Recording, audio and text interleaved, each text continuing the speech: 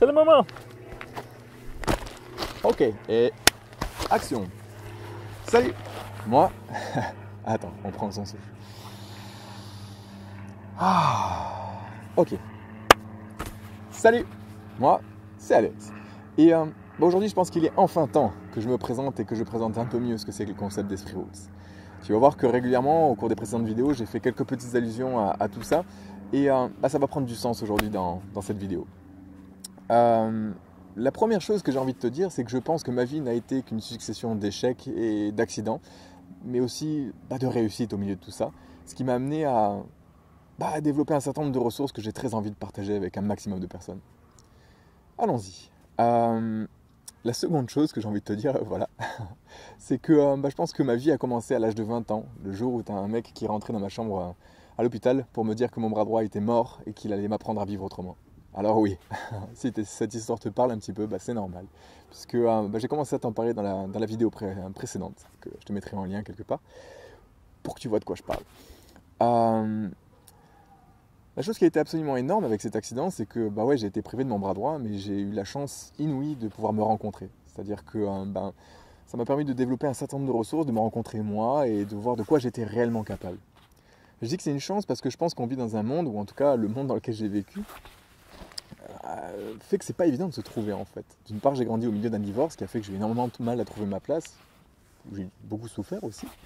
Puis j'ai grandi aussi à l'école où je savais pas trop où j'allais en fait. Je me suis contenté de faire ce qu'on me disait, d'avoir des notes au moins correctes pour pouvoir passer mon bac, etc.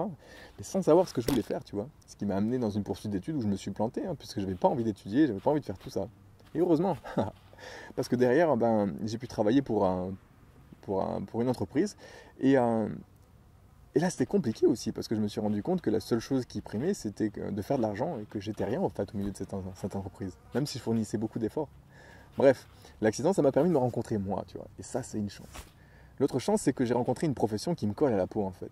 C'est-à-dire que un jour, il y a un mec qui s'est présenté comme étudiant infirmier, qui est rentré dans ma chambre et qui a été tellement présent avec moi dans le soin. Il m'a fait une prise de sang que j'ai pas du tout senti et j'ai trouvé ça tellement énorme que je me suis dit, mais c'est ça en fait que j'ai envie de faire.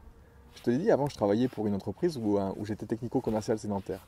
En gros, tu avais des gens qui m'appelaient avec une problématique à laquelle j'avais une réponse. Mais à partir du moment où ils étaient jugés non rentables pour mon patron, je n'avais pas le droit d'y répondre. Je te laisse imaginer ma frustration. Du coup, quand j'ai vu une profession où il était possible d'être présent avec des patients et de pratiquer son art avec les gens, je trouvais ça absolument énorme. Du temps pour les gens, c'est énorme. Du coup, l'autre chance que j'ai eue au milieu de tout ça, c'est que je suis handicapé aujourd'hui. Oui, mon bras fonctionne mieux que ce que ça a été, mais il a toujours quelques petites couilles, tu vois. Du coup, je suis handicapé. Et c'est une chance parce que ça m'a ouvert les portes d'une école en France qui est unique, qui s'appelle le CRIP, qui permet de réinsérer les personnes handicapées à l'emploi. Je te mettrai des liens dans la description parce qu'il faut que tu en entendes parler de cette école, c'est absolument énorme. Et du coup, j'étais dans la section infirmière et du coup, tu es rémunéré pour étudier. C'est ouf, complètement ouf. Du coup, tu as compris, je suis devenu infirmier. Et puis j'ai travaillé pendant quelques temps en tant qu'infirmier et puis c'était l'éclate. Seul truc, c'est que les conditions de vie du soignant font qu'à un moment donné, tu as de moins en moins de temps à accorder à ton patient. Dans mon cas, ça s'est traduit par de moins en moins de temps à accorder à mon patient et de moins en moins d'envie d'accorder du temps à mon patient. Et ça, c'était antinomique, c'était au-delà de ce que je voulais faire. Enfin, c'était contraire à ce que je voulais faire, dans le sens où moi, si je faisais infirmier, c'était pour être présent avec les gens. Et j'en avais plus envie. Dingue.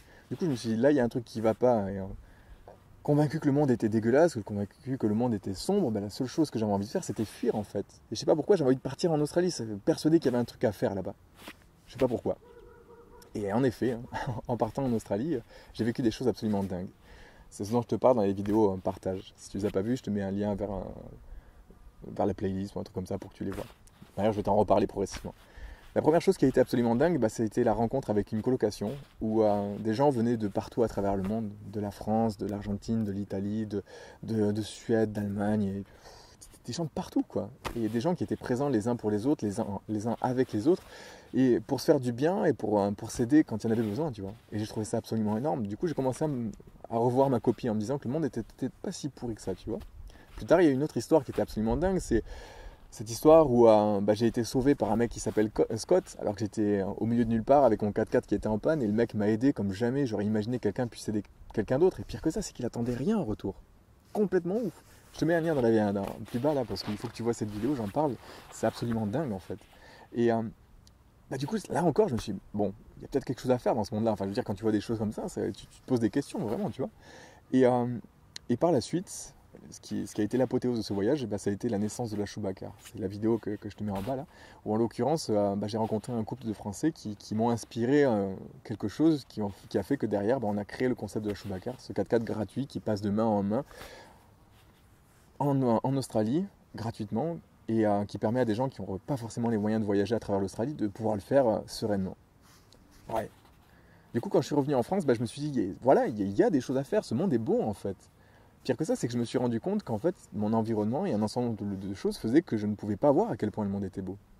Qu'en gros, il y avait un certain nombre de murs qui s'étaient construits autour de moi et que je n'en voyais plus les sorties, que je voyais juste que c'était sombre, que les murs étaient hauts, que j'avais le sentiment de ne plus pouvoir rien faire, tu vois. Et puis mon voyage en Australie, ça m'a permis de voir qu'en fait, il y a plein de choses à faire, plein de portes partout, que tu peux les franchir et puis trouver là où tu as vraiment envie d'aller, tu vois. Du coup, c'est ça, Esprit Roots. Si tu regardes mon logo, bah, c'est un labyrinthe. Si tu pars du centre, tu vas t'apercevoir que peu importe le chemin que tu prennes, tu finiras forcément par déboucher quelque part. Et ce que j'ai envie de faire avec Esprit Roots, c'est d'une part de te montrer que le monde est beau, pour te montrer qu'il y a des portes partout que tu peux franchir, mais c'est aussi de te montrer que certaines choses qui sont difficiles à gérer, comme l'échec par exemple, ne sont en fait que des chances qui te permettent de te découvrir et de découvrir des choses qui te permettraient d'avancer. Et c'est ça en fait Esprit Roots. C'est des réseaux sociaux qui te permettent d'appréhender cette idée-là, mais si tu n'y crois pas, il y a mieux que ça encore. C'est que je te propose un accompagnement, c'est-à-dire que des rencontres entre toi et moi, où c'est toi qui fixeras le prix. C'est-à-dire que j'ai l'intention de te permettre de voir les portes qui sont dans ton labyrinthe autour de toi et qui te donnent l'impression d'être enfermé, mais il y a des portes et ces portes-là, j'ai envie de t'accompagner pour les franchir. Et si je te dis que c'est toi qui fixeras le prix, c'est parce que je pense que ce que j'ai l'intention de faire, si c'est pas pertinent, t'as pas à payer pour ça. Du coup, je pense que, si tu crois pas à tout ça, mais que tu es dans une situation d'échec et que tu as le sentiment de ne pas pouvoir sortir, et que j'ai piqué ta curiosité, sollicite-moi, et tu verras qu'ensemble on pourra trouver quelles sont tes ressources, et que tu trouveras le chemin qui te correspond le mieux au milieu de tout ça pour devenir celui que tu dois devenir, comme j'ai pu découvrir celui que je suis en train de devenir. Alors voilà qui je suis, voilà ce que c'est Esprit Roots. Et puis je pense que la seule chose que j'ai envie de dire en fait, c'est que je sais pas à quoi pouvoir ressembler ta journée, mais j'espère qu'après ça, elle sera vraiment meilleure. À la prochaine.